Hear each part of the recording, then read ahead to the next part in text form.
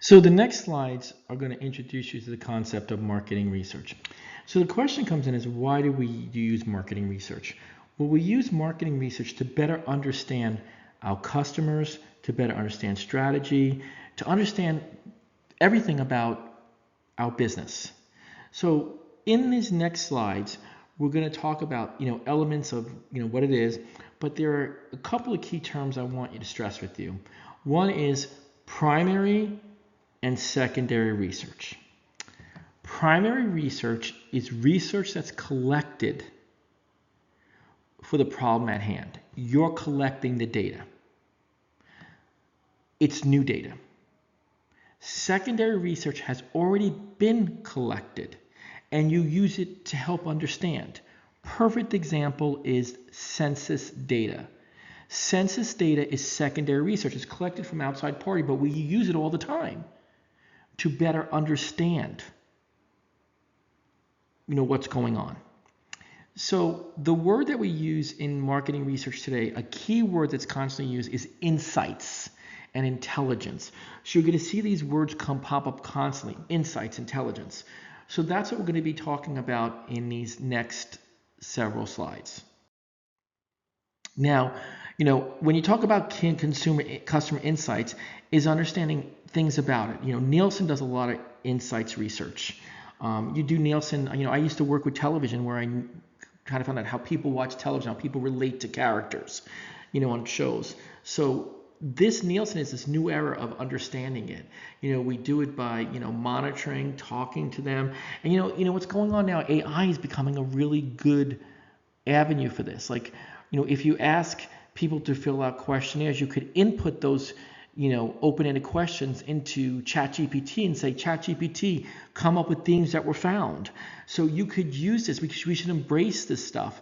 And so, insights is understanding the root of what customers are thinking. Now, one area where research is coming in is this thing called big data.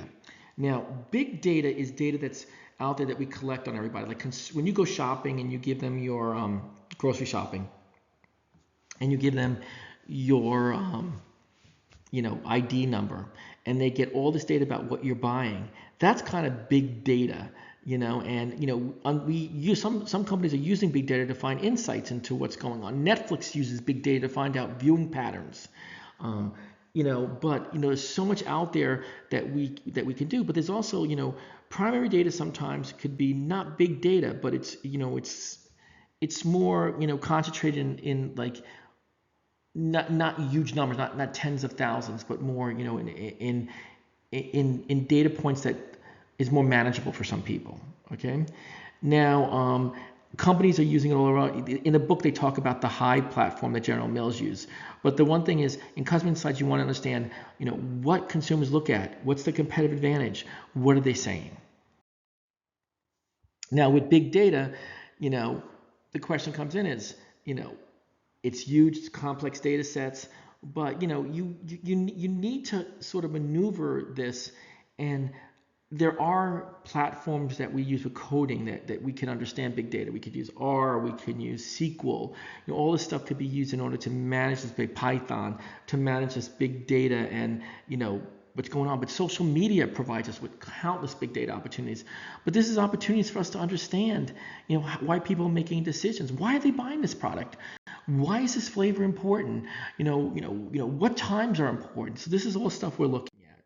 Now, a lot of times, companies have these insights teams. And, sometimes they work within a marketing research department. Sometimes they are part of brand management. You want to have this ecosystem. In the book, they call it MIE, Marketing Information Ecosystems.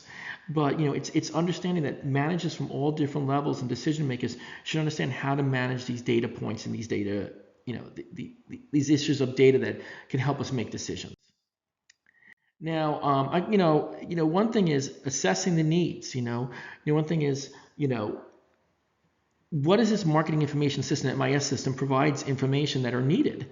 It helps partners. It helps innovators, or how to grow your business. We talked about competitive advantage, and earlier in chapter 18, and part of competitive advantage is how you could Take what you have and grow it to solidify your position. That's how we could use marketing information to find out, what areas, we could grow on. Like when McDonald's opens up a new restaurant, they do a lot of traffic analysis in that area to find out whether or not they should open up in this particular intersection. It's funny about it, but what Burger King does is it finds out where McDonald's is opening and they go right near where they open. But this is all part of marketing information. Now, characteristics of a good marketing information ecosystem, one thing is to make sure that we get information that could be acted upon. And the question I always ask people, and I want you to ponder this, is do you think we over-research people? I kind of think we do. But, do you think we over-research? And I think that sometimes we ask constantly, and we're forming, I think we're creating consumers who learn how to answer questions correctly. And that's not telling us, appropriately. I'll give you a perfect example. I think the political system and serving people with their voting, who they're going to vote for, has flawed now. It doesn't work anymore. We know for the last 3 elections, it's just been all over the map. So, or even more than the last 3. And that's something that we have to start thinking about is, what are we asking people for? Okay. Now, we have a lot of internal data, and, marketing research. Remember, we talked about primary, a lot of it is, primary. A lot of times we want to do some primary research, but you also have to be aware of what's out there. It's cheap for small businesses to find out, areas like zip code. We can find zip code information using, zip code data, and that'll tell us what the population looks like. Now, internal databases have there. We have, consumers who log in. We know what they're buying. Amazon knows what you're buying. That's why they send you recommendations. And these are internal databases. Competitive marketing intelligence is finding out what your other companies are doing, going out there, monitoring internet. And a lot of young new market analysts, their first jobs are to look at competitive research and to find out what companies are doing, where they're growing and who they're going after, what new products they're putting out. And that's competitive marketing intelligence. Now, social media provides an opportunity. We can listen to engage customers and find out more stuff. If we infiltrate marketing research, social media sites, the one thing we could do, if we could scrape the internet, just think about it. You scrape in the internet on social media where there is response to maybe, information. Hint water. Maybe Hint has a new flavor they want to put out, and they put it out there and people are talking about it. If they scrape all those comments and put it into an AI, program like ChatGPT or something on that order, tell them to come up with themes, you can find out so much about your product today than you never did. They could ever imagine before. And marketing research is the process where you design, collect, analyze, report it, and recommend strategies. And some companies have their own market research divisions, and a lot of companies can't afford it, so they commission outside companies like Nations Research, Edelman Research, Scarborough Research are all out there.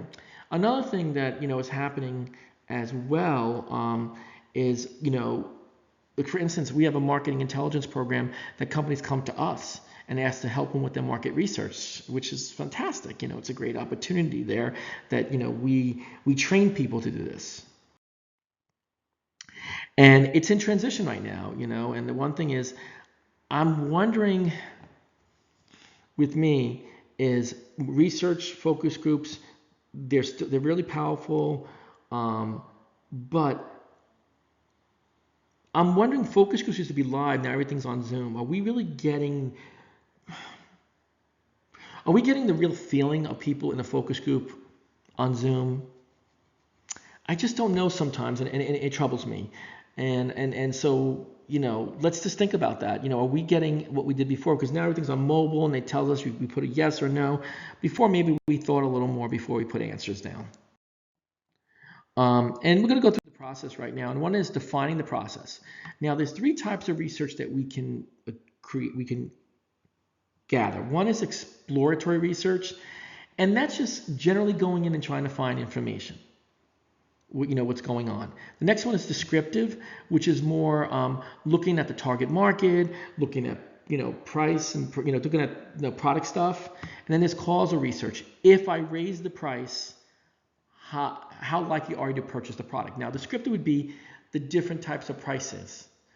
Causal research is asking them, how likely are you to buy this product if it's priced at this amount? Okay, so always think about those three. So think, if you go back, you always think about the three types. Okay, now when you think about the three types, think about the research plan. What are people looking at? And I think they in the book they talked about Popeyes, and decision by Popeyes, it's all about a chicken sandwich. They added plant-based chicken items? Because a lot of things, is there a big push for chicken items, but is it that way just in the Bay Area? Maybe it's different around the country. When you define the market research problem, think about the objectives and what you're hoping to find. Okay, we talked about secondary is data that was already collected you're using. Primary is what you're collecting now. Please remember secondary and primary. Please remember that. Secondary was collected already, like census. Primary you're collecting for the project at hand. Okay, with secondary data, it says a lower cost. It's quickly available, but the problem is it might not be directly relatable to what you're doing. Whereas primary data, you have to think about the sampling plan, the contact method. You have to make sure you have to really understand statistics and making sure your sample is indicative of the population, or it coincides with distribution of your population. Now, primary data collection could be a survey, could be a focus group, interviews, observational research, and you can see it on the slide there when you go on. There's so many different types of primary data collection. Sometimes we do online tracking. It's stuff that you create for your own. And a lot of times people use an experimental research. And experimental research is you have both a treatment and you have a control group. Okay, the control group is the status quo. The treatment group gets that different stimulus. Now, a lot of people use, observational research by looking at it. We have ethnographic, we have ethnographies, which is how people behave on the web and the internet. Ethnographic research, you go in and you look at people interacting together. And a lot of this stuff is qualitative, not quantitative. Survey is more quantitative unless it's open-ended. So closed-ended questions are more, quantitative, and open-ended are more qualitative. A lot of companies are looking at observational research and ethnographic research as a key point of understanding their consumers, and we see that. There's also, we talked about, surveys. Everyone thinks they can write a survey, and I'm going to tell you something. Everyone thinks they can write a survey, but don't believe that. There's a science to writing surveys. We talked about experimental research. It's in there. Another thing that comes in is, how do you contact people? Telephones don't work anymore, but mobile phones, you just block them out. Do you snowball it? But there's actually like research sites that you can get involved in online that you could join, and they'll reimburse you. And so there's different ways of contacting people. A lot of times they use snowball samples or convenience samples, but the problem with convenience samples is you get people from the same sort of similar backgrounds if they're all getting their friends. Online stuff we talked about. I just worry about online stuff, but there's a lot of there's eye tracking stuff that's out there. We see a whole bunch of stuff that's going in there to see where people are looking at when they go to a shelf. They're looking at the label. What are they really looking at? And other things that we do is we look. We're monitoring people on the internet. We're looking at what they say, what words they're using. We're listening. And that's the reason why they know so much more about what you're doing. But they're using it in order to make things better for you and in your shopping experience. And I talked to you. I'm just, I don't know if you guys, maybe I think when we come in on Wednesday, we should talk about, how do you feel about marketing research? Do you think that it's valid to have it online? And I'm wondering if we're creating survey people, and that's why I worry. There's different types of samples, which I'm not going to get into, but it's just there for your own. This is more statistics. And I think what marketing research is to interpretate the findings. A lot of people use Tableau to do that. Tableau is a great software in order to tell a story with your data. And from that information, you manage your customers, and we have CRM, customer relationship management. We know more about customers that we can, because of research, that we can make things better. Like, sometimes we don't realize that things are not working. And by doing CRM, we can do better studies. I talked about artificial intelligence. It's there if you want to look a little more. Big data analytics, we talked about this before. Qualtrics is a software that people use. If you want to learn about Qualtrics, I'll try to get a free site license for everyone to use for maybe a month. Maybe I could do that, and you could see and play with it. It might be fun, to see and see what's it all about. And I think we talked about the whole thing with artificial intelligence and technology. It's telling us about what's going on in machine learning, and what people are finding out just by getting these data points. You know? And I think the last thing I want to say is at the ethics of it, to make sure that when you do market research, you don't want to expose the people who are in that research. If they say things, you want to make them feel safe. So, that's key in the ethical side of, marketing research. But that's what I really want to get you in market research. One is the primary and secondary difference. I want you to understand how we can use it, the different types of ways that we can collect data from ethnography, surveys, interviews, focus groups, on the computer, online, and the ethics of it. So I'll load this, and I think that you'll be ready for the assignment. And all I want the assignment is for you to look at the web and find out some market research studies. Okay? And I will see you on Wednesday.